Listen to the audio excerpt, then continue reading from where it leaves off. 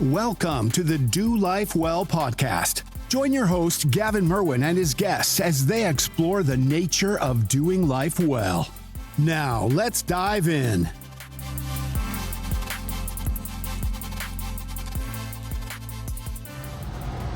Well, welcome back to another episode of the Do Life Well podcast. Today I'm joined with my friend, John Sims.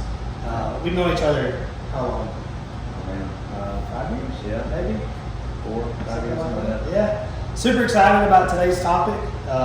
Do Life Well, general theme, right? And we talked about how to be healthy and AI and men need to suffer. And so it's just a conglomeration of just all these great topics of sharing with one another how to do life well. And both of us are dads and husbands and in business, and that's today's topic, is whatever falls into that category. You know, I'm sure like on the label it'll be, you know, how to be a husband, how to be a dad, but it's all encompassing. So thanks for coming. Yeah, thanks for having me. Yeah. I'm excited to talk about this, and it's like we were talking before this started. This is such an important aspect and such a big thing in society today that we're failing in.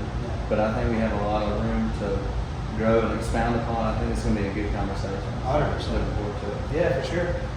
So setting the foundation, right? And you know, we look at our outline. It's funny, we joke. We're not necessarily following it or whatever, but we get in the conversation.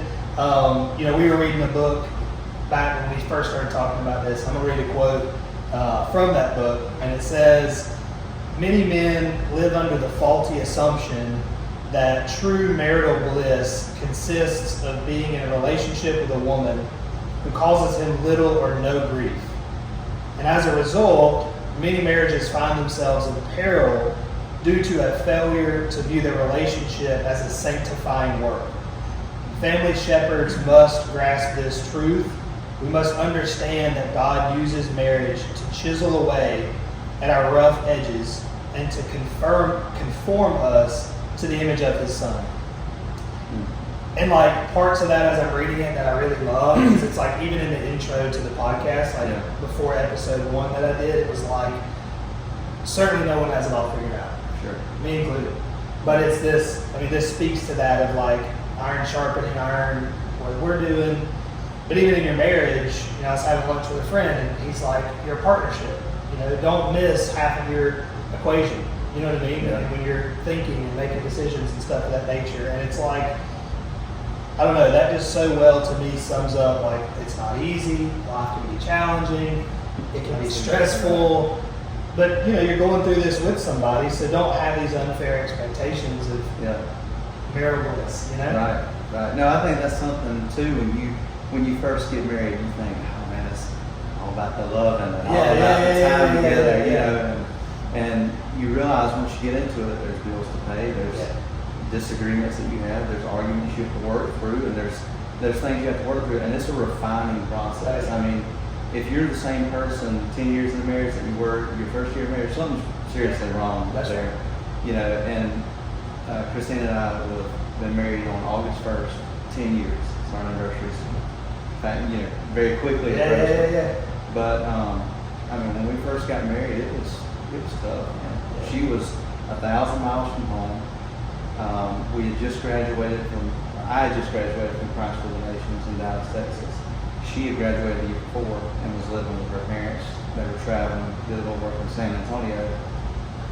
Got married, moved to Tifton. She had no friends, had no family. You know, in this new thing called marriage, that you know, you go from this dating, this bliss of dating, and this all the butterflies, and to the real life, the real world hits you. Hey, you both have jobs, you got things to do, you got tasks to accomplish, meals to cook, things to clean, all that stuff. It's not just about going on dates and stuff anymore. And it will refine you in the best way possible if you allow the Lord to lead you in it. If you try and do it with your own willpower and your own strength, you're going to fail, you know, and you'll be miserable. But it's about allowing the Lord to work through you and intervene within your marriage and grow within this partnership that you mentioned in order to establish a good foundation so that when you do experience rocky times, 5, 6, 7, 9 years in, however long it takes before you hit that valley that you've got to work through. You've got to have that foundation.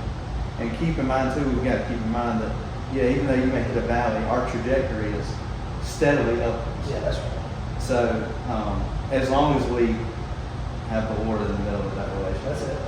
But it's like that illustration to me is like a roller coaster. Yeah. And I think like from what you just said is it's like, all right, I'm going upwards. And yeah, there's little dips and things. That's exactly It's like a stock market. That's exactly right. Yeah, steadily going upwards. Yeah, exactly.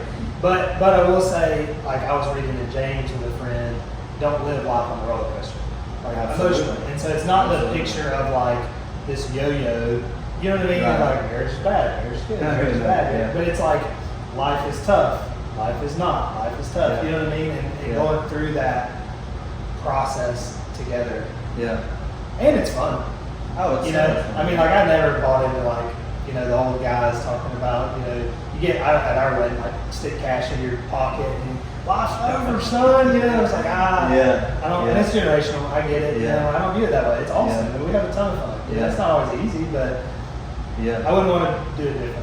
No, absolutely not. Yeah, I'm of the same mindset. I think it's fun. I mean, I can't imagine doing life any differently than we're doing it now. Yeah. And then you throw kids into the mix, and Yeah. it's even more fun. You definitely have your stressful moments, but like you said, you're not on an emotional roller coaster, but you're steadily moving closer to the Lord together in partnership, but closer to the Lord. Yeah. And yes, it's a fun ride.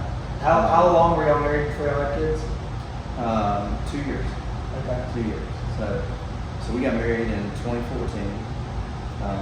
We had Ford in September of 2016. Okay. And so he'll be 8 years old in September. Yeah. But yeah. We were 20. I was 21, and she was 20 when we got married. Okay. And that's the thing. It's like even that. I'm like, that seems so young. I thought we were ready. And I look around at like 20 and 21-year-olds and I'm like, I did the same thing. Maybe society's changed. Maybe my perspective's changed. I don't know. But yeah, we were 4 years. Okay. So we got married in 2016, and then we got married in 2020. Okay. Yeah. It's funny that when you have kids, I know we're kind of going off on a tangent, but when you have kids and then you look back, it's like, man, I cannot imagine life without kids anymore. Yeah. And I wouldn't want to. Yeah. But you don't know what you're missing until you have it. That's right. No, it's a weird thing. It's funny. I was telling somebody the other day. It's like, so I moved in where we live in January. We got married in May of that year. So it was like a 5-year bachelor period. I was out of the house on my own or whatever. And I was messing with Jess. I was like, man, if I knew what I knew now and the routine of what I have to do now, hear me, I love it. I would go back and really enjoy that 5 months. But you just don't know. You don't know to appreciate it. You don't know. Because you haven't been like, I got to go to work, I got to help the kids, I got to do all these things, which are great, but it's still like, man, what it would be like to have 5 months with no responsibility. And I'm going to work. I was finishing college at the time, but Can't even imagine that. Exactly. And same thing with kids. I don't even remember. Like, what did we do those 4 years? Yeah. Like, I felt like we were busy, but which is funny. Me and a friend were talking about it yesterday, and it's totally a tangent. But time and money are so elastic. Mm-hmm. You know what I mean? I mean, like, if you got 30 minutes, you make it happen. If you got an hour, you can do the same amount of stuff. Money, you make more money, and you're like, well, I don't feel like I'm making more. You know what I mean? Like, it's very elastic. And so, same thing. You don't know. You think you're busy, and you're not. And you can handle more. And so, anyway, talk to me about next topic, leading with love. I feel like it's a topic we were talking about before. People kind of struggle with a little bit, like the concept of, biblically speaking, wives submit to your husbands. Mm-hmm. And hey, everybody doesn't do it right. I mean, I've been guilty of that. And so, it's certainly not dominion. It's not like I'm dominating. There's a biblical pattern of like, hey, I'm the head of my house. I got to lead my family well. That's right. But it's not a dictatorship. Yeah. It's a partnership. Yeah. No, absolutely. I mean, like we were talking to before we started, it's not this relationship of, hey, I'm commanding you to do this, you're to do this, but it's a partnership, and it's me breaking up the ground as the leader of the household, and having my hand right here, hey, grab on, let's go. This is where we're going. But if you do that without the Holy Spirit leading and guiding you in every decision that you're making, without wisdom and without hearing His voice, then it's done wrong. I mean, that's the foundation. Exactly. Yes. But yeah, I mean, it's a partnership, but at the same time, I'm the head of my household. I'm the leader of my house, and Christina will submit to me, based on the understanding of, hey, he's prayed about this, we've prayed about this, and this is what we feel like we're supposed to do. And if John has 100% confidence and has heard the Holy Spirit in this decision, then I'm going to bow to His counsel on this. And that doesn't mean that, we were just talking about this last night, outside of this outline and totally separate from this podcast, but we were talking about it last night, if we were actually explaining to the kids, if I've got a decision that I feel like, hey, this is where we need to go, or this is what we need to do, Christina may feel a check in her spirit. Leading versus dominating. A dominator would say, well, I don't care what you've heard, we're going with what I've said, or what I've heard, or what I feel like we're supposed to do. That's right. A leader says, you know what, let me just take what you've heard, and let's pray on this, and let's discuss this, and let's see, is there some weight to this? Did the Holy Spirit share something to you? Because He couldn't get through my block. I'm stubborn self, as a man. That's right. I'm going to do this. This is the best decision for our family. Well, maybe it's not. Maybe I missed that small, still whisper. The Holy Spirit spoke to her and used my wife in that situation, my partner in life, to help guide and direct. So, yes, it's a really interesting dynamic, because society tells us the opposite of that. Either husband, submit to your wife, or hey, you're not a man if you're not being a dictator in the household. That's right. And it's just not that way. No, and it's interesting. We watched a movie Jess and I did recently called "On the Basis of Sex." And it's about Ruth Bader Ginsburg and her story coming out of Harvard, and she was a Supreme Court judge and all that. And it was interesting because you're watching it through the lens of like, I find that super interesting. But they were very much fighting her on changing a tax code law that was, in her mind, sexist or whatever. And they were doing it on the basis, literally, and they tell her this, like in court, if the movie's accurate, of like, what you're doing will unravel the fabric of our society. Like, a woman should be at home, a man should be at work. And when you say that today, it's like, you know what I mean? Like, but I looked over at Jess, and I'm like, a lot of good came. Like, I disagree with a lot of the stuff that women were treated, or even like from a racial perspective. But like, there's some truth in what the man's saying, because Americans can be really guilty of like jerking the wheel. You know what I mean? Where I'm like, is it wrong that a woman couldn't get a tax break in this specific case solely because she was a woman? Yeah, sure. Like, in my mind, that's changed the law, and like the movie was interesting from that perspective. But through it was like the 60s, I think, was when this was going on, maybe the 70s, I forget. I mean, if you look what society looks like today compared to what it did look like then, there is some truth in the attack on the nuclear family and the fatherless generation, and like what happens when the biblical foundation, again, done from the proper heart, what happens to society. You know what I mean? So there's definitely validity in the fact of like, hey, a woman necessarily shouldn't make less just because she's a woman. I'm cool with that, But at the same time, too, I'm not for, let's just lay down and let our wives lead the home. No, I mean? Like, I'm a leader. 100%. It's funny, I'm a big Office fan. I was thinking about this when we were talking. And they have two managers at one point. I don't know if I've ever watched The Office or not, but they have two managers at one point, and then they're making fun of them. Like, of course it makes sense to have two CEOs. Like, where would we be without the popes? Like, two popes, Like, and I'm thinking, like, I mean, there's truth in that. Like, even from a business perspective. I mean, up here at the Ox platform, it's a very, like, we're hiring an employee, and her husband's literally like, who's the boss? I don't know who I'm like, I don't like that term. We're not like, it's not a hierarchy. We're not like, it's a very circular pattern of leadership. And we actually talked about it at men's night. I'm trying to think the SEALs use it. I forget the term. We were listening to a podcast, but it was basically like whoever has the expertise in the moment's leading.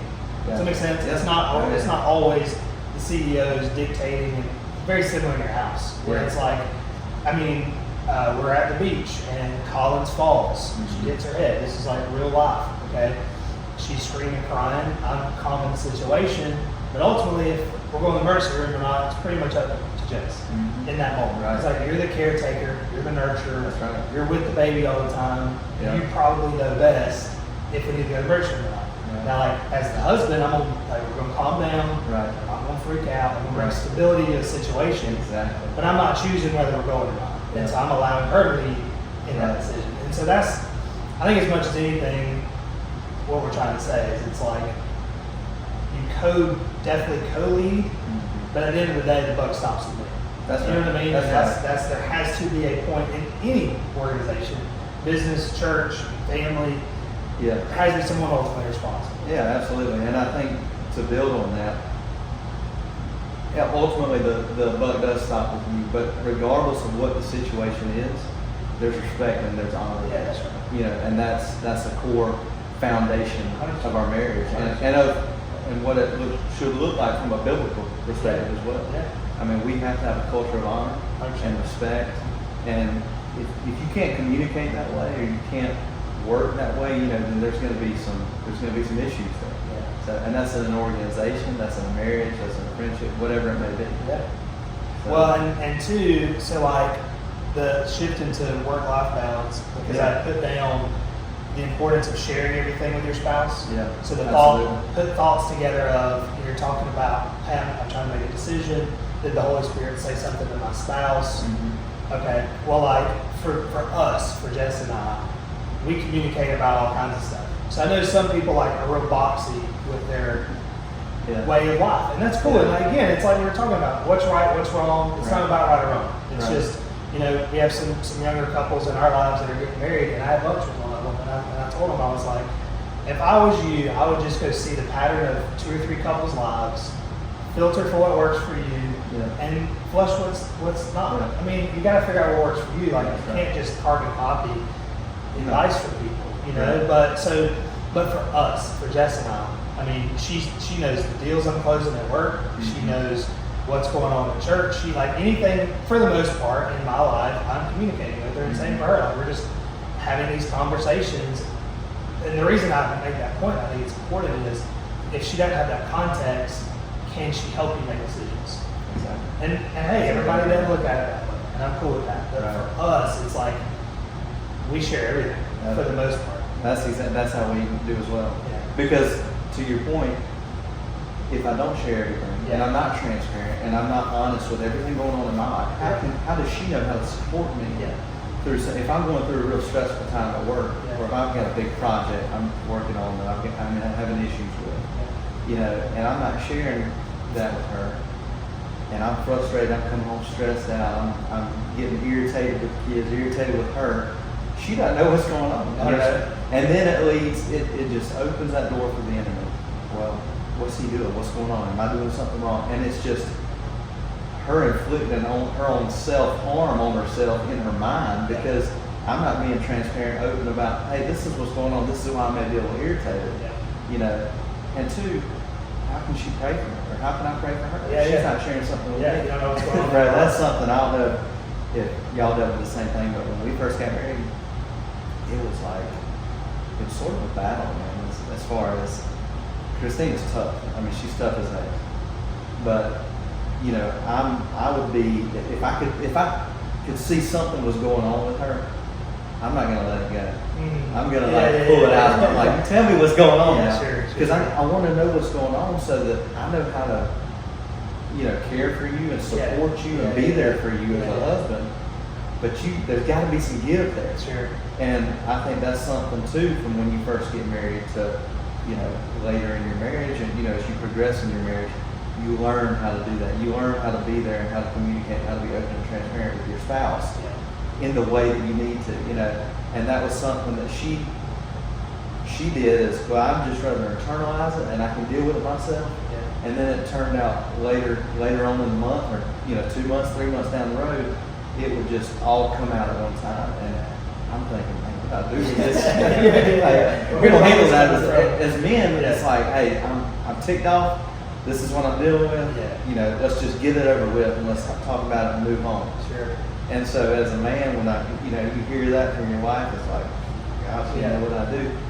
But that's just something we learn from and we progress from. Yeah. Progressed, throughout our marriage with this communication. Yeah. But also, you mentioned, some younger people that are getting married in the future. I mean, that's something that's so important, is being transparent with everything with your wife.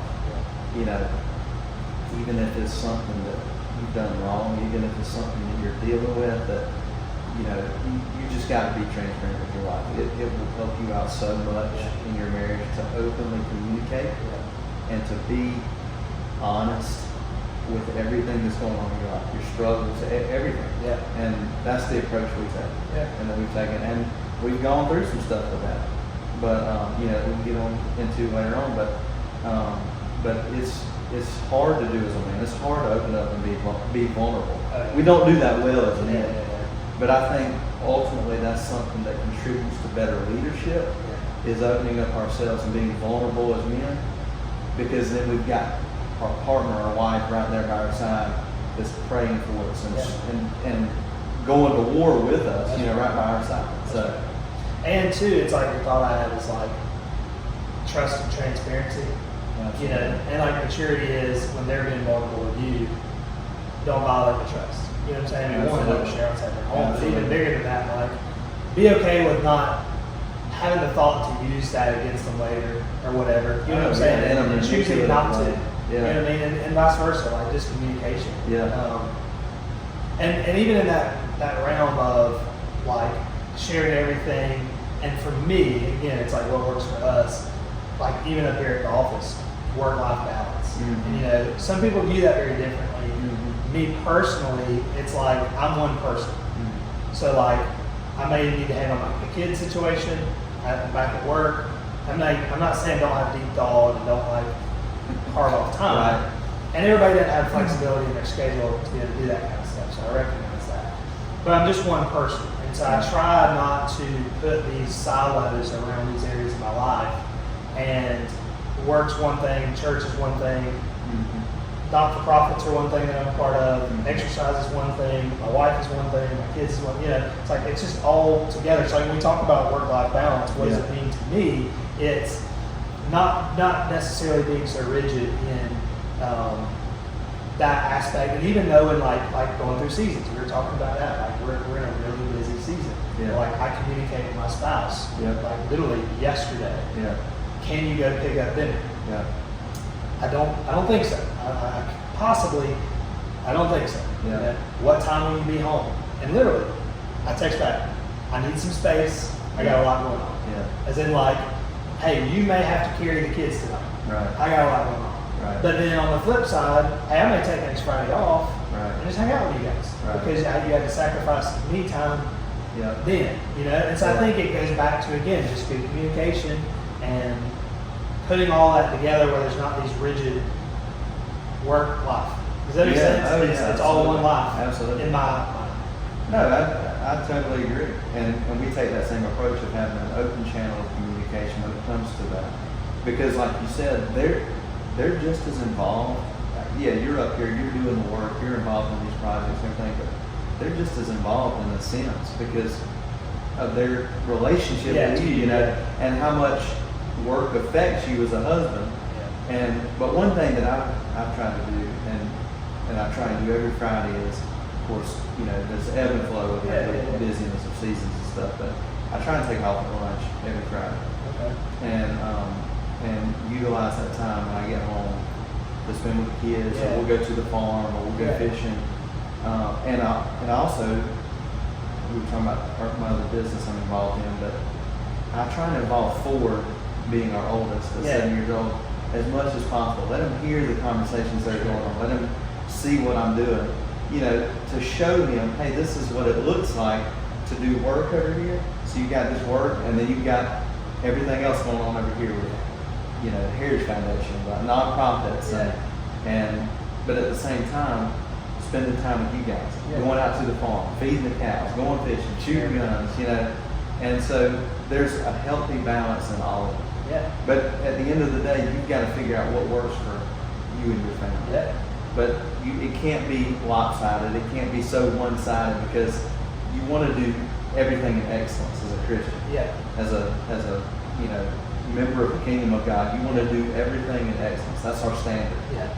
And so you don't want to focus so much on work that you're losing, you're missing out on things here, or there's gaps in your relationships with your family. So you've got to find what works for you in your family and your relationships. What helps me with that is, personally, I'm very routine to a fault sometimes. Very regimented in that way. It's just how I'm wired. Yeah. But I feel like it's interesting. I was giving somebody some counsel, and I said, well, I'll give you an example. In the church, couple says, I want you to help us. Mm-hmm. Our kids are kind of out of control. Can you help us? And not saying this is like actually happened, but you ask the question like, what time do you go to bed? Yeah. Is the man financially leading his home? Like, I'm not saying she can't be involved, but like, are you in charge of your finances? Right? How much time does your kid spend on an iPad? You know what I mean? And then they're like, the last one I guess does, but the first two, what does that have anything to do with my kid's behavior? And I'm like, everything, because it's the routine of your family. Exactly. How peaceful is your home? Yeah. You know what I'm saying? Like, are you and your wife constantly arguing about stuff? And I'm not saying don't have disagreements. Like, it happens. Like, you have conversations. But my point is, I think people miss the basics of the importance of routine. And like, again, you have to find what works for you. You're talking about like, I like to go to bed early, you like to stay up late. That's great, whatever. It's circadian rhythm. Everybody's body biologically has a different clock of what makes them tick. So I'm not saying right or wrong, but I do think finding what is your pattern and then consistently flowing into that. Like for us, as an example, and I guess the reason I jumped there is that's how I help with work-life balance. Because it's like my family knows kind of how I operate. I know how they operate. What day and time is what's going on. And it's funny, my mother-in-law made fun of Jess and I early on in our marriage. And like she was joking about it. But we had like a shared calendar. And like most do now, but I mean this was 10 years ago, and that was kind of a newer thing. But I'm like, and I was joking with Jess because I'm like, my calendar for work, time matters. Like the time, the appointment. For her, it's just the day. So she just throws something on there. Just for the we have family pictures at 9 a.m. And like, are we really taking pictures at 9? Because it's probably at like 6. Well, I don't know what time. What matters to me, because I've got other stuff on times. But she said we had a corporate marriage. I was like, you guys have a corporate marriage. You have to share your calendars. And no, it's just communication. So like for us, pretty much every Sunday we have a meeting. And it can be driving to church, so it's not doesn't have to be all formal, whatever. But we do most weeks pretty much like, what do we have coming up this week? Where are we going to be? What does dinner look like? We want to make a grocery list. We have a thing on our fridge, the days, it's a dry erase thing. And you're like, these are the days I'm going to the gym. I do. Like, these are the days I'm going to the gym. What days are you going? Text and have to be there Monday, Wednesday, Friday, whatever that looks like. And again, like, maybe that doesn't work for everybody, but that's how I keep it in balance. Because I know, all right, health and wellness is important.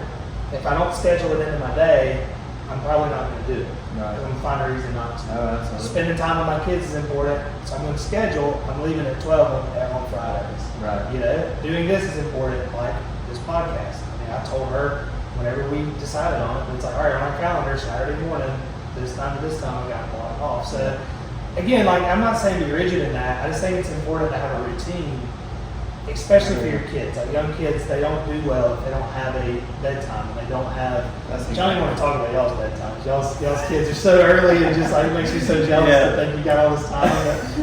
But what is yours? Like, what's your pattern? What is y'all's pattern look like? Yeah, so I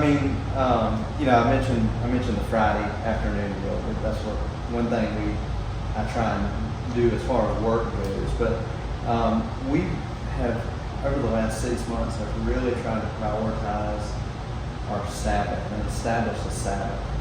And Christina's been doing a ton of research on the Sabbath and just how important that is. And I've sort of lagged behind in that because, you know, I'm all right, well, shoot, let's get stuff done. Let's do this. Yeah. But that's something we've really tried to prioritize is, you know, most times it's a Saturday. Sunday, obviously we're a little flexible with it, but just taking time to spend with our family, to spend with each other, and not schedule anything else for during that time. Sure.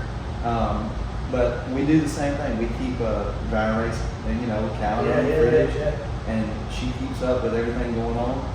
And she does a very good job of managing out our meals, managing what the house looks like, you know, cleaning, cooking, all that stuff. And I told her, I said, look, this is your, you know, I'm the leader of the household, obviously, but this is your office. This is your place of employment, if you want to call it, from the corporate view. Yeah, right? that's right. But which for both of us, our wives stay home. Right. Right. So that's, I mean, that can be different for different families. A huge blessing. I 100%. mean, I love it. 100%. And I think it's had a, you know, huge impact on the kids growing up. But so she keeps up with that calendar, and like we said earlier, I'm staying up late. I don't get up as early as she does. So I think it goes back to finding your rhythm, though. I mean, we have stuff on the calendar we keep up with. We communicate every single day about stuff going on. And going back to the time thing, as far as health and wellness goes, you've got time for the gym, she's got time for the gym. You know, I think if I want time to myself, or if she wants time to herself, we openly communicate that. You know, and it may be, hey, you care tomorrow if I'm just gonna get a couple hours of the farm by myself. Yeah, that's right. You know, or if I go play pickleball. Or Yeah. You know, absolutely, that's fine. But I know in return, I'm gonna give her time. You know, we've got to have that balance. So we're not as routine and as structured, you know, as far as, hey, from this time to this time, you know, as I would like to be and as she would like to be. Sure. But that's something we're actively working on, and that's something that's just that you're progressing in, you're actively working on. I think that's super helpful. Now, as far as the kids, we're very structured, like you said, bedtimes and everything, and during the summer it's a little later. But we strive to have structure in everything that we do, because we've got to have our time as a couple, you know. And if we're letting the kids stay up late and do whatever they want, and we're not establishing, hey, this is your bedtime, because mom and daddy have to have their time. You know, you need your rest, but we've got to have our time as a couple, as, you know, husband and wife. You know, then things start to not operate as smoothly. That's right. So I think you get, like we use the term, get out of sync. Oh, absolutely. You know what I mean? Like Absolutely. That's a good vernacular in our home of like, all right, we need time together. I can tell it. We're out of sync. You know, I'm not saying we're like killing each other, but we're certainly not like. But you feel, we're kind of bumping into each other. It's like I'm kind of aggravated. We're out of sync. Let's go on a date. Irritation on some things. God, why did you do that? You know, or what the heck is going on here? You know, so you have to get back in sync. You got to take that time, and you've got to prioritize that. So in whatever way that works for every couple, but for us, it's, you know, hey, we get the kids to bed early tonight, and we're going to spend some time together. Whether that's just sitting there talking, we go sit on the porch, you know, have our little date night on the porch, or whatever. So you gotta prioritize that. Yeah, and I could do a better job, honestly, of having her time. I in my life, and I do think it's a difference in a man and a woman too. I recognize how important it is for me to have my own time, so I'm pretty adamant in carving it out. Does it make sense? Like, I am going to the gym. I am going to come up here on Saturdays sometimes to do podcasts. I mean, I'm going to have my own space. I am my own person, right? Yeah. She doesn't necessarily. She's pretty bad at like, hey, I'm going to go do this for myself. You know, like I almost have to force her to like, not always, you know, and again, like it's something I can do better about, even if like being more intentional with that. Because I do sometimes, like, it's funny we were joking, like I'm going out the door this morning and Collins is like losing her mind. She's like, have fun. Like, I am going to have fun because I'm scheduling time in my life to be alone, you know. Right. You could too if you wanted to, but you know, there's the dynamics between that. Because you're right, again, for us, she stays home. That is her place of employment. Yeah. And that is an interesting dynamic for those that do have wives that stay home, that I've had to be intentional. I don't always do a good job of not poking at that and also not undervaluing that. Like, and what I mean is, all right, I work all day. That's my contribution to the family, right? your work is the house and the kids and things. Yeah. But then like when I come home and the house is a wreck, I mean, I'd be lying if I'm not like in an indirect and extremely narcissistic thought. Am I not paying you to do this? You know what I'm saying? The feminists of the world would not like that thought process. Yeah. But seriously, like I'm like, hey, from a financial perspective, I'm bringing in the money so that you can stay home. Exactly. Do I need to hire a nanny? Do I need to hire a maid? You know what I'm saying? But then too, it's like, yeah, but I mean, you live there. It's equally your responsibility. Do dishes, do chores, and so we've had to find that balance. And I think too, that's why communication is so important. Because you know, if you keep that thought to yourself, you harbor bitterness, and then they feel it. You know what I'm saying? And so just cut it off at the onset. I pick at her like, man, the house is wrecked. Like, you know, I mean, can you help me with that? Like, help me out here. Yeah. It's so funny you mentioned that because it was last time, maybe yesterday. Anyway, it was this week sometime, and I came home and there were a bunch of dishes in the sink, which honestly I don't mind doing dishes at all. I put on some music, we'll have fun. Cohen loves doing dishes. That's fun. So, but anyway, so I'm picking at her. I'm like, sure are a lot of dishes in the sink. And she's like, John. And I said, I hit a button here. Yeah. But yeah, I mean, it's equally your responsibility, and lead by example too. I mean, listen, what she does at the house, just like what Jess does, that is a tough job. A tough job. And I mean, I love what I do, and I love my kids, but I don't know if I could 100% commit to staying home all day doing what she does, the laundry, the cleaning, the cooking. I can confidently tell you that I could not. I mean, it's tough, man.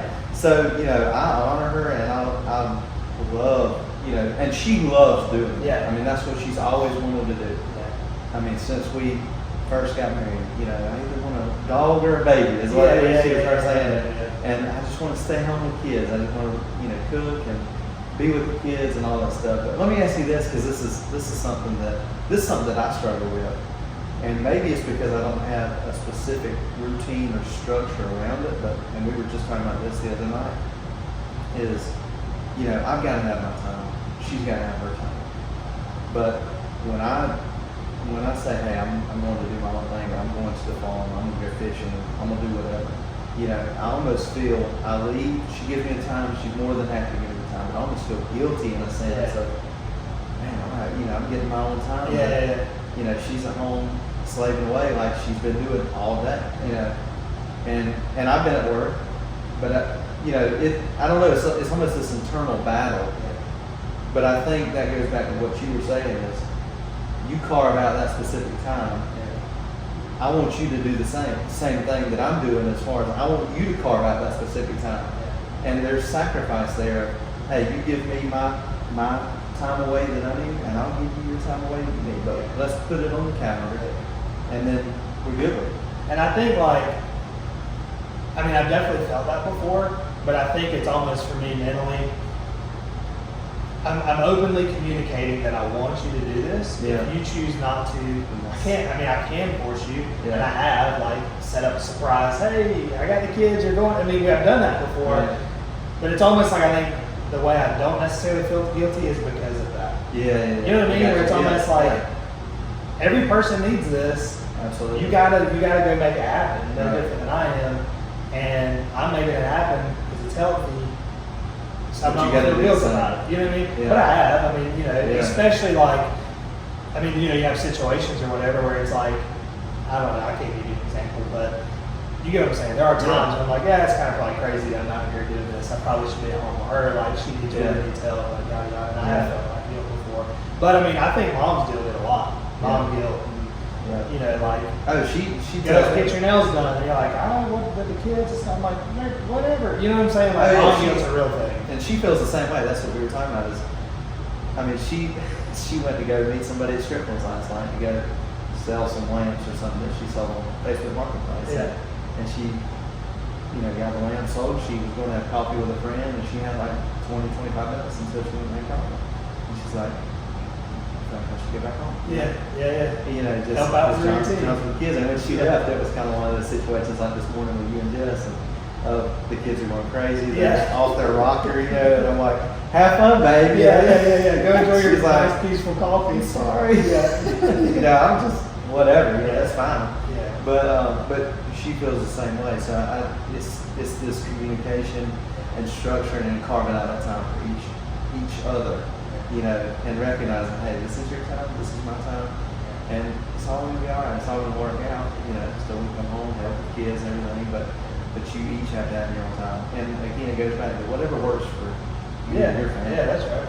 So I think, and I think of all that to sum up is routine's important. yes. To maintain work-life balance, you got to communicate well, Yeah. but you got to have a routine. You know what I mean? Because it's like if you're just floating, and that's true in anything. I mean, you're not going to do well in business, you're not going to do well in fitness, whatever your thing is. Like if you're just out there floating, somebody made the comment the other day, and it bugged me. I told them, you're just built different. Everybody's not like you. Whatever, man. Like, if you want to cop out, that's your choice. Yeah. I told that person. Yeah. Like and literally last night I sent them a reel. Like, hey, this is what I'm watching on Friday night. And it's not every Friday night. I was picking out. It was like a motivational time video. Yeah. I'm like, you be built different. Yeah. I'm not special. I mean, I've just chosen to live a disciplined life. Well, and it hadn't always been that way. And again, like, you always tweak and fine tune. But when you look at people in your life and you see, again, like, financially you're not doing well, your kids are off the chain, like your marriage is not great, okay? What's the theme in that? And it's not, I got to figure it out if you don't, but if you're open to listening, I'm doing the same thing. I got people in my life that are like, you're missing it in this area, you need to be doing this. Like, I don't know, I just feel like, and even with this podcast, it's like getting that information out. And we were talking about that, because it's easy to take it for granted having those people in your life to speak into your life and tell you, like, hey, you're missing it on this. Oh, yeah. So, I don't know. I say routine's important. Well, one more thing on that. I think it goes back to, having a foundation of excellence and doing things in excellence and not being complacent. And that's not to say that you won't go through seasons, and kind of an ebb and flow of things and figuring out, hey, you add another kid to the mix, you got to figure out a new routine. Yeah. So life's always changing. And your routines may shift and change with that, but your foundation is doing things in excellence. And it's not that, hey, you're built that much. Everybody's different in the way they do things. But if you establish and have a foundation of excellence in business and health and wellness and in your home life, in your marriage, in all of that, well then it's gonna work. Yeah. It's gonna work and as long as you're led by the Holy Spirit in those things. So. And I mean, rigid. We've been talking a lot lately about the great unfolding. It's one page at a time. So that changes. Don't be rigid about it. Like, just because it worked in this season, it may not in the next. 100%. But that doesn't mean you don't have a plan and you Sure. don't have a routine in this season. Right. Right. So talking about like ebbs and flows, tough family situations. Yeah. What you think about that? Man, that's it's been there's been a lot of tough family situations in our marriage, in my life. If we just look at the last 10 years, man, one of the biggest ones. I mean, I touched on it earlier. Was just going from your dating relationship to marriage, and then what all that looks like. But also in that, how many years was it? It was probably Ford was born. We were. I mean, he had to have been a year old, something like that. We were praying. We felt like that, Lord, what do you have for us? I was working at a warehouse at the time. Christina was stay-at-home mom. We were just barely getting by. Sure. And, Lord, what do you have for us in this season? Yeah. And, we felt like, hey, we're supposed to get up and move to Oklahoma. Why? I didn't have the answer of why at the time. We just knew that's what we were supposed to do. Sure. And sometimes that's how you have to go. Yeah. When you hear that whisper from the Lord or hear that word or whatever. So we started to set up our life in a way that we were able to get up and go. We were living in a little mobile home behind my grandfather. Yeah. So we sold it and made money on a mobile home Yeah. It's like unheard of. Yeah. So we sold it and packed up the U-Haul, and I remember Christina sitting on the back of the U-Haul before we were leaving. We were leaving like the next day. And she's like, what are we doing? So we heard from the Lord that we're supposed to move up home, so we're good. Yeah.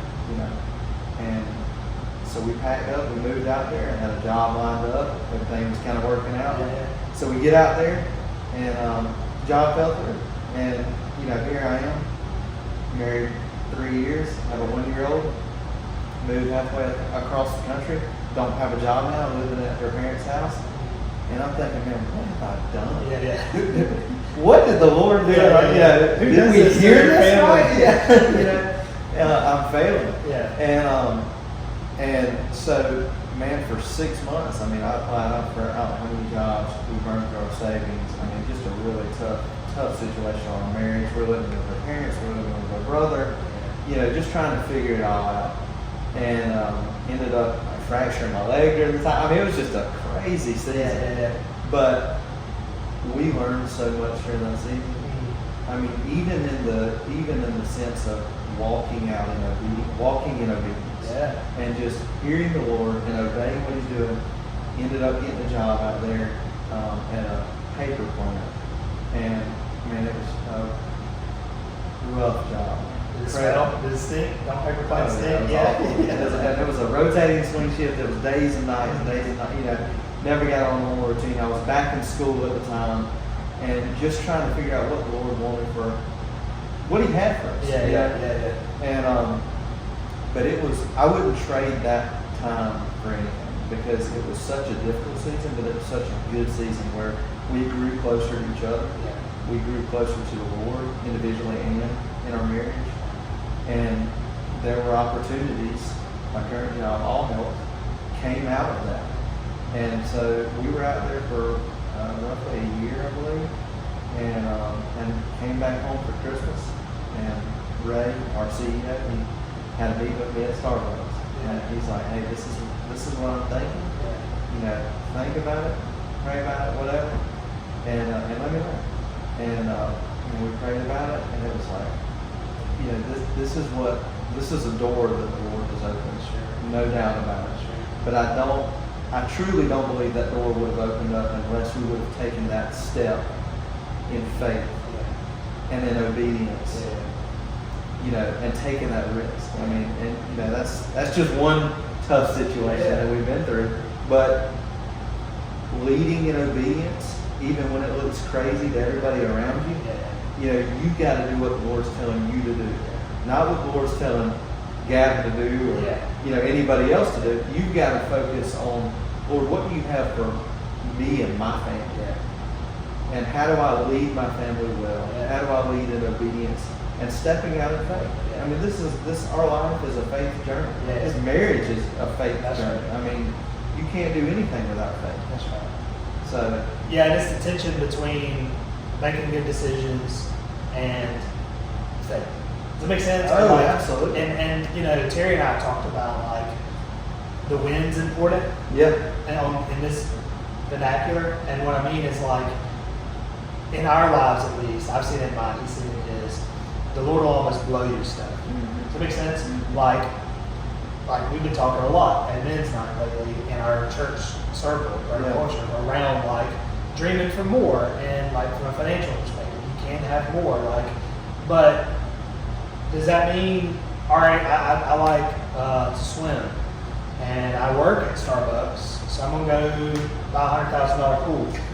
No, that's foolish, right? There's wisdom. There's wisdom. Yeah, exactly. You gotta get counsel and all of that. Yeah. But at the same time, too, stretching your faith muscle is important to the Lord.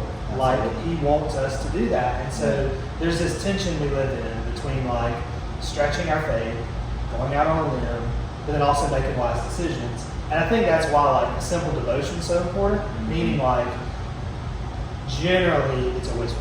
Yeah. Like generally it's a feeling. It's an like, how does the Lord speak? You know, and it happens to me in meetings all the time. Yeah. Like you're having a business conversation and a thought comes to your mind and you're like, I gotta say it, and you get a check. You know what I mean? It's subtle, it's a whisper. Yeah. And you move on, and then down the road you're like, oh yeah, like that would have been offensive, or that would have been, it wasn't the proper time to address that topic. Or even, I mean, we had a situation this week. We were actually praying for someone in here in this room. They've got cancer. Terry wanted to come up here. We're praying for whatever. And like every single person shared something with her but me. And in the flesh, you're like, well, I got to because everybody else did. There's expectations. Right. But every single thought I had, like, because you're listening, what do you have for this person? Like, what do you want me to pray for this person? I have a thought, and it just, I have a thought, and I'm like, cool. I'm not always, but I can be mature enough to be cool with that. Like, there wasn't anything, I didn't have anything to add to this situation. Yeah. I'm great with that. And so, you know, and I think the Lord honors that. I think the other thing too that I heard that I love, like on that topic, is he's a GPS, not a map. Does that make sense? Mm-hmm. And I think a lot of times he does give us a choice. Meaning like even recently, we're like, should we have another baby or not? Mm-hmm. And I do, and I don't know that it's biblical, but I do feel like I heard the Lord say, I want you to, but it's your choice. Yeah. Again, that could have been the pizza I had for dinner. Does that make sense? I'm not saying it was a big audible voice. Right. And who knows? Like, I may listen to this recorded down the road, like, you missed it all together, of course you're supposed to have another, or whatever. Does that make sense? Yeah, But I think a lot of times he does give us a choice in those, and it's like, hey, I'm not forcing you to move to Oklahoma. Right. You stay in Tipton. Right. And I can adjust the path. I can figure out the door to open a different way. Does that make sense? Because I'm a GPS. But if you'll stretch your faith muscle, I'll honor you with that. You know? And so I think that's true in all that. And hey, there's just something to be said for doing hard stuff too. In general. I mean, you know what I'm saying? Like, absolutely. I mean, even the episode I did with Chris on men are meant to suffer. Like, there's something to be said for doing hard stuff. Yeah. It's good for us. It's healthy for us. It builds discipline. And so being willing to, that's amazing. Like, being willing to do that with your family and to like your wife to walk through that with you. And that's amazing. Yeah. And I think, like you said too, I mean, we live in a society where everything is so loud all the time. Yeah. I mean, social media and this and everything is just constantly, you're being bombarded. You know, so to be able to pick up on that small, still whisper, you know, is so important, especially as a man and as a husband and as a father and the leader of your household. How do you tune your ear to be able to hear that whisper, you know, to hear his voice and to build that faith muscle? Because, you need to operate in wisdom, 100%. You need to get counsel from others, 100%. You know, but the Lord may be asking you to do something specific within your life, within your marriage, within your family, that He's not asking anybody else to do. And it may look crazy to everybody around, you know. But you've got to be the one to know that you hear His voice. You've got to tune your ears to hear His voice. And you've got to act on that. I mean, delayed obedience is disobedience. And you've got to act on His word and what He's saying. And so I think that's, as a father especially, you know, for our kids, right? We want to lead by example. Well, Daddy, why did we decide to do this? Why did we do this? Why did we move up home when I was home? Well, son, it was because we heard the Lord tell us to do it. You know, and there were doors opened up after the fact. We honored our obedience and our step out in faith, that risk that we took. You know, that from the outside may look like a really miscalculated risk, right? But from a kingdom perspective, which is not like, it looks totally different than what society tells us. But from a kingdom perspective, He's going to honor those steps that we take. And I think that's how we lead and raise up our kids too, as we look. What decisions we make, they're made in wisdom and they're made with counsel. That's, you know, why we have brothers in Christ, we have accountability in these relationships right here. But if the Lord tells you to do something, at the end of the day, no question, you do it. That's right. You're obedient. That's right. Yeah, and I think too, it's like lawyers, they have a practice. Doctors practice medicine. It's a practice too. Does that make sense? Like, you give yourself grace to say, like, you may not hit it every time. Right. You know? And you may miss it, absolutely. Yeah, exactly. And being okay with that too. Yeah. And just, hey, I'm doing the best I can to lead my family well, to do the best I know to do. Give yourself grace and mercy. And I think even like the listening thing or hearing is practice. You know? It is. I mean, I'm guilty of not. I mean, I'll go a Sunday, the pastor says, it's Sunday to Sunday, and you haven't read your Bible since last Sunday. I didn't raise my hand, you know. I haven't. I mean, if you're just honest, like there are weeks I don't. You know? I just don't carve off the time. I'm not perfect, you know. Right. But doing that helps you hear the whisper better. That's right. And then just being mature to say, like, you know, hey, I got to focus. I got to get back. I got to get tuned back in. Right. You know, I'm out here kind of doing my own thing and being okay with that. We should strive to constantly be in the, and we are, I believe, we're in a relationship with the Lord. We're constantly in that refiner's fire. Yeah. Right. We're constantly being, and there's grace. Just like you said, we're gonna miss it. Yeah. There's grace and mercy there. You know, He's not going to strike us down. Yeah. Well, that's it. I'm no more speaking to John. He missed it. You know, it's done. Because we're his kids. We're his kids. Yeah, absolutely. No different than we're talking about fatherhood. Exactly. You know, That's like, exactly right. If there has a temper tantrum, I'm like, you're kicked out. Get in the road. Yeah. You're 4 years old. Like, Yeah. you don't have that mastery Yeah. yet. Of course you're going to have a temper tantrum. Yeah, absolutely. Absolutely. But, there's grace in that. And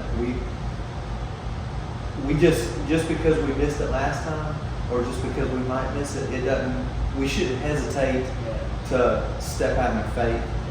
If we hear him to do something, well, I just don't know if that's him, or I might miss it or whatever. You can't be afraid to fail either. I mean, act in wisdom, but you can't be afraid to fail. You got to trust yourself. Exactly. And I think that's true in everything. I mean, even like from a practical perspective.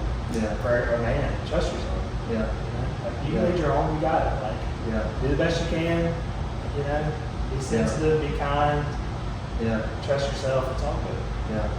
I don't know. And too, like, I don't know, I shared a thing, and I forget, I don't know where my phone is, or I read it, but it was like, it's just, you gotta be consistent. It was talking about working out. It was like, there's no fads, it's consistency, it's persistency. It's like, it's just, there's no secret sauce.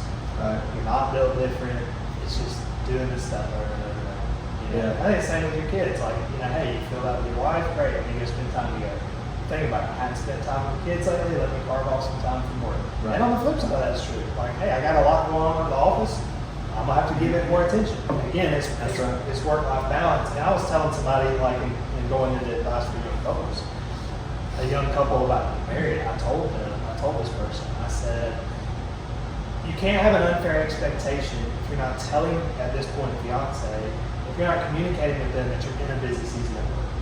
Like, because this person was struggling with time. Like, they need my time, I need time. You know, they're like, you don't have kids, like, you don't, like, you know, but again, it's elastic, so your perception is reality. I'm not making fun of you. It's people way busier than I am. They can make fun of me. Does that make sense? That's right. But I'm like, you gotta communicate. Like, if I can't hang out with you this weekend, I've got to go to work. Like, we got a lot going on next month. But don't get aggravated at them if you're not telling them that. Because how are they supposed to know? You know, and that goes back to that. Just share your whole life with each other, with your partner. Transparency, man. Transparency and communication. That's exactly right. So what advice would you give yourself? You're about to get married. Oh. All these young couples in our lives. In 2024. Yeah, exactly. I mean, I say in 2024 jokingly because it's craziness, right? Yeah. And I don't know if it's that much crazier now than it was before, but it's more magnified now because of social media. That's a whole different deal. That's true. But on Facebook. yeah, exactly. Facebook and X, Twitter, whatever it's called. Yeah. But no, I mean, as far I think my advice would be the same as what we've talked about, regardless of the year, 2024, 2044, you know, 2014, when Christine and I got married. And I think it's establishing a foundation with God in the center of your marriage. And that is one thing when we were dating, when we got engaged, when we got married, still to this day, you know, that we prayed for was, Lord, we want you in the center of everything that we do. We want you in the center of our relationship, in the center of our engagement, of our marriage, you know, of our relationship, period. And we cannot do life together without him in the center of our marriage. It just won't work. I can't do it out of my own strength. Yeah, sure. I'll fail, you know. And so I think, you know, number one would be establishing that foundation of, hey, he's in the center of our relationship. You know, number two would be boundaries. You know, and when I talk about boundaries, moving into your marriage, going from dating to engagement to marriage, I mean, you've got to have healthy boundaries when it comes to time spent with outside of each other and time spent with each other. As far as, you know, hey, I have to have some time for myself. You've got to have time to yourself, you know, and establishing that from the get-go and setting that expectation. Because you don't want to set these unrealistic expectations of, and you think about it when you first get married, oh, it's just going to be 24/7 when we wrap up with each other all the time, you know. And but you've got to have realistic expectations, and you've got to say, look, you know, I want to go spend time doing X. You know, I want to go spend time doing this. You need to go get your nails done. You need to go pamper yourself. You know, and that's something that you can carry from when you're first married all the way to when you have kids. You know, as we both need that time together. But and then the third thing would be communication and transparency from the get-go, from the start. You know, opening up, hey, these are some things I'm struggling with. And that's something that, you know, just being open and honest together that I did not do when we first got married. And our prayer was to have God in the center of our marriage. And we established, you know, hey, we want to spend time together, but I'd love to go play golf with my buddies. You know, I'd love to do this. But when it came to being totally honest and transparent, I just wasn't, because I was dealing with stuff that I dealt with since I was 13, and I brought that into my marriage. And it had a big impact on us when we first got married.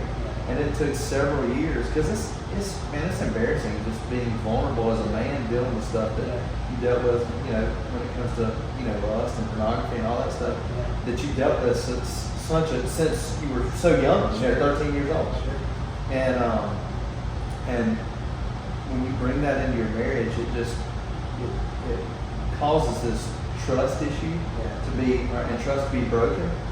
And trust is earned, you know, and it's earned as Christina, I'm probably going to screw it up the way she says it, but she says it's earned in, it's like, you know, you have a bucket, it's earned in drops. I mean, it's earned by truly trusting one another. I screwed that whole thing up. But when I came to, I mean, I was very convicted by the Lord, you know, after we were married several years in, I'm not being open and honest and transparent with her about stuff I was dealing with. And I shared it with her, and it was embarrassing, you know, it was hurtful, it was something that we had to work through. But we came out stronger on the other side. We learned how to openly communicate and openly share everything that we're dealing with. And it allowed her to pray for me and me to pray for her, and us to grow closer together in the Lord as a couple by working through something like that. So that would be my third tip is, man, be open, honest, and transparent from the get-go. You know, and one more thing would be have a mentor or somebody that you're discipling with as a man in your life. And that's not every Friday I meet with a guy, every Friday morning, and actually started that over the last year. I did it a few years back, but kind of got out of my sync and got back into it over the last year.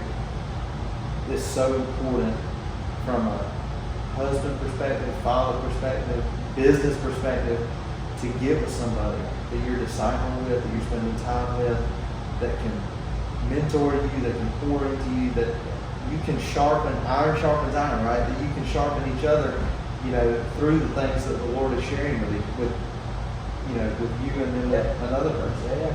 And so I think those things are all important for a successful marriage, a successful relationship, and then when you have kids, for becoming a successful father. You know, so. And it's like too. It's like, I mean, even the last bit is a practical way for number one in my mind. That's what I mean. Is like, all right, put the Lord in the center. Like a part of that to me is being a part of the community. Absolutely. You know, like it's somewhat trendy to be like, you know, I can do my own thing. I don't have to have church, like all that. You know, there's a lot we can talk about that, obviously. But as much as anything for me, it's not so much about like the church as it is the community. Right. And it's like you get with men and like you hear a man say, I struggle with X. Can you guys help me with that? Or, hey, we're not doing well financially. Can you help me with that? And that's that mentorship. And that is a way of saying like, hey, let me put people in my life that can point me to a biblical pattern. I mean, it's a guidebook, obviously. I mean, there are very practical things and Proverbs and and Oh, yeah, the word of like, and it's funny because like in Proverbs, one thing I was thinking for a man is it's like, maybe I'm wrong, but I don't know that you can successfully have really close female friends. Mm-hmm. Again, maybe I'm wrong, but I just don't know how you have a close relationship with a female on a friendship basis and not be attraction. Like so, I know there's a lot of, I don't know that it's healthy for marriage for that. But in Proverbs, like, it'll have this long chapter and it'll talk about the adulteress, you know, and on a long chapter, something else. So I just think that's a theme. Yes. So I think like going into that, being very cognizant of that, like being aware of the fact that, hey, I'm not married, that dynamic is shifting. Exactly. You know what I mean? And that doesn't necessarily mean those around me are going to shift. Right. You know, like I've got to make the decision. Yeah. And it's interesting because, like, from a practical aspect, and they thought I was crazy, but it's just just don't make sense to me. But I had a trainer. He moved. I was looking for another trainer. I asked the gym owner, "Hey, I need a new trainer. My trainer left. Do you know of anybody?" And he's like, "Yeah, well, I got two." And he calls out two names. One's a male. One's a female. I'm like, I heard all I need to know. I'll take the male. You know. And I'm like, well, I mean, she's been doing it like way longer, and like, you know, I'm like, yeah, I'm good, man. It's, Right. hey, if that's y'all's deal, that's cool, man. That's not me. Like, I don't know that that's wise. Like, to have close proximity, and where you're texting a lot, and you're spending time together, and like, I'm good.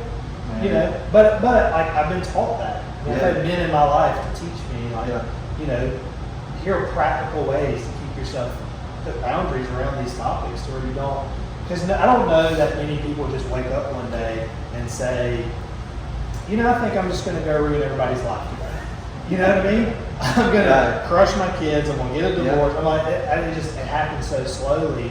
And I think that's why it's important to like be in routine, be constantly communicating with your spouse. Because it's like, it really can turn from that foothold into a stronghold. And it's not like you can't have a stronghold. You can. It's just like, if you'll just be disciplined enough, I think, to put boundaries in place early, you can keep yourself from getting there. Okay. And having people in your life that can see things and speak them. But then second, being open and receptive to want it. That's right. Because a lot of times people say they want it, but they don't really. Right. You start giving them hard advice and you see them lie, like, screw you, man. Like, you think you got to figure it out, but don't. You know what I mean? Being open to receive that. And I think, too, even from a mentor perspective financially, you know, getting a practical plan. Everybody's families operate very different. So when you get married, you're probably going to have very different views on money. And it's like, okay, now you got to find your own. And I think that's like what I'm telling the young couples in my life. It's like, it's not right or wrong, but it may be very different. So take what's around you, and you guys formulate y'all's plan. Doesn't mean it doesn't change, because it probably will. But just because their parents do it this way and your parents do it that way, probably doesn't.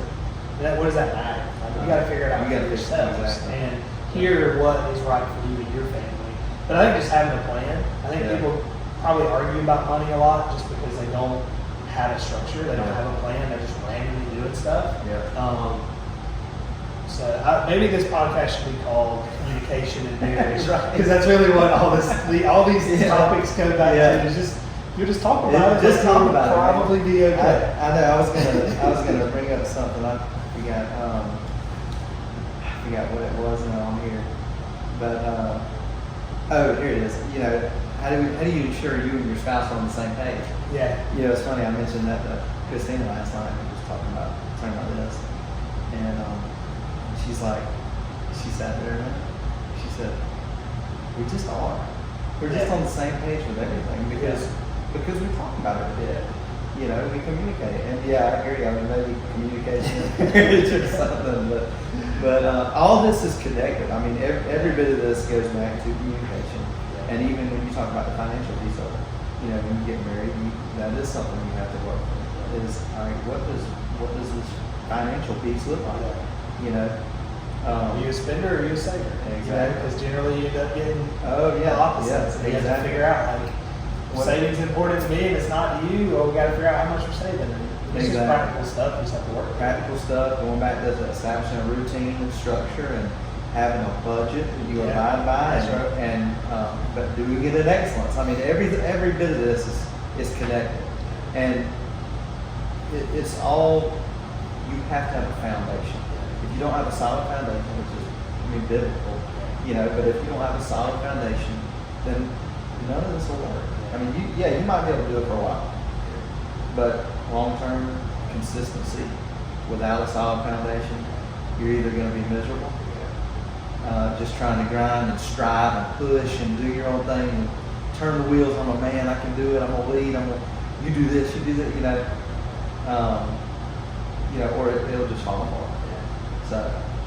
Yeah, it's funny you say that. We were for our anniversary. We were at the beach, and I forget what the guy called it. I've never heard of it before, but I guess like there's a magic to 7 years of marriage. Like people go through a horrible 7 or something like 7 years where it falls apart. I guess is like on average. And he was like, he called the title. And I'm like, one, I've never heard of that, and two, that doesn't resonate. Like, we didn't have a horrible 7th year. It was like our 8th year. He's like, oh, you made it through the 7, or you know what I mean? I'm like, I don't know what that means, but it's the foundation is what you're talking about. And so my point is, when you don't, I feel like it'll just kind of fall apart. I guess you can do it for a while. In his mind, or whatever this saying is, I've never heard 7 years is kind of you can fake it till 7 years, and it's like, exactly. I don't know. But anyway. I mean, it really does. It all goes back to communication. It does. So this has been awesome. Anything else on your mind or heart that you want to share before we wrap up? No, I loved it, man. I thought this was great. I mean, I think I always have to give an opportunity, because when I ended the one with Chris, I outroed and I hit stop. He's like, man, why don't you stop it? I had so much more to share. I'm sorry. I thought we were done. So, no rush, but I'm good. I mean, when you first approached me about doing this, I'm like, I'd never been on a podcast. It was the first one, honestly. But I love talking about this kind of stuff. I mean, Christina and I talk about this stuff all the time, and I just think it's so important, especially in today's day and age, where families are attacked so much, and marriages are attacked so much from all different angles. I just think it's important to highlight the importance of a healthy relationship, the importance of a healthy family, raising kids from a biblical perspective, doing marriage from a biblical perspective, and the generational impact that it has and that it will have. And one of the things I've always said is, I want my ceiling to be, my kids' floor, right? So, we say from glory to glory, right? I mean, I don't want my kids, and I wholeheartedly believe this, my kids will not deal with the stuff that I've dealt with on a generational perspective, because the buck stops with me. That's it. We've broken those generational ties, where our kids are on a totally different trajectory than even myself and Christina were at their age. And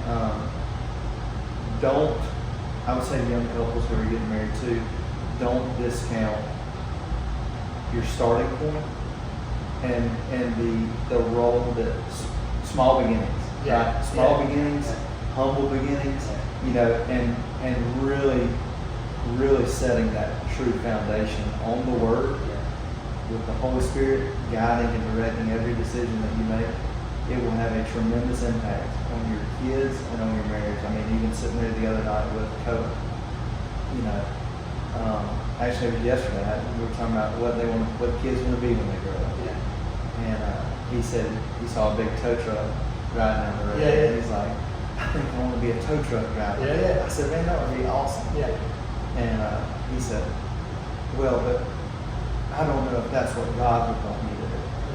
And it's like, and hearing that just brings me so much joy. Because you're like, they're listening. They're listening. They're getting it. And even the other night, we were laying in his bed and we were talking about, he asked, how do you know if somebody, or how do you know if someone follows Jesus, or what do you do with the bad guys? Where it started, And he said, but I would want to share Jesus with a bad guy. And I said, well, how do you do that? And just really pulling that out of him. And it was wild to see at 4 years old what he talked about and what was on his heart, and the ability to share the gospel at 4 years old.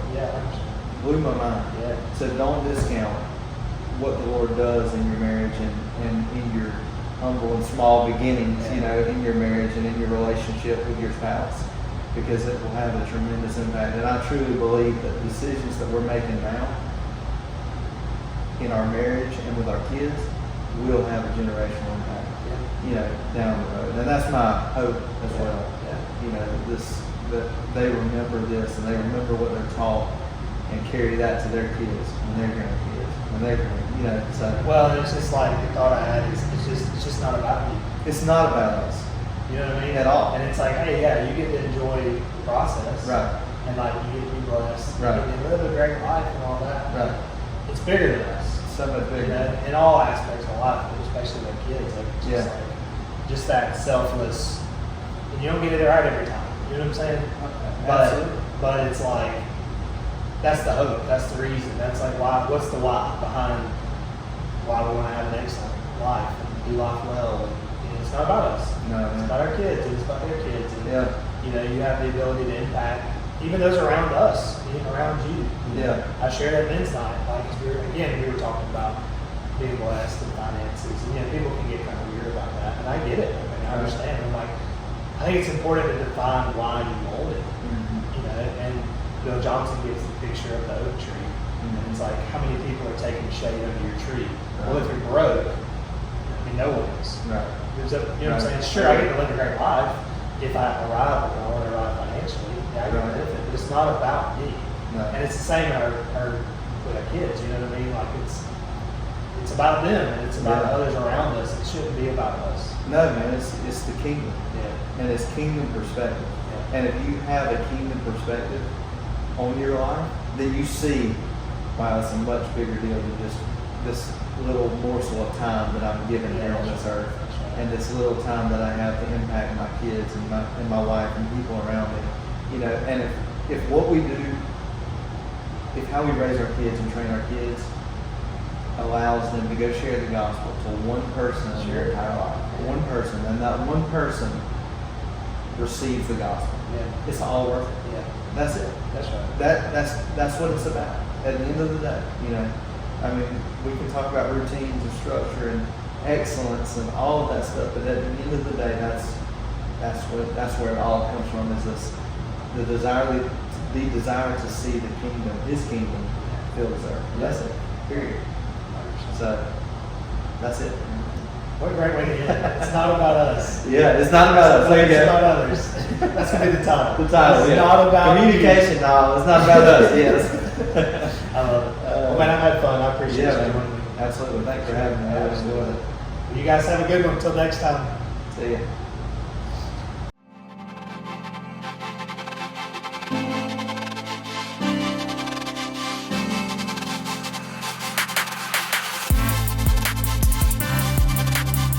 Thank you for joining us on the Do Life Well podcast, where we explore topics like fatherhood, business, health, wellness, and so much more.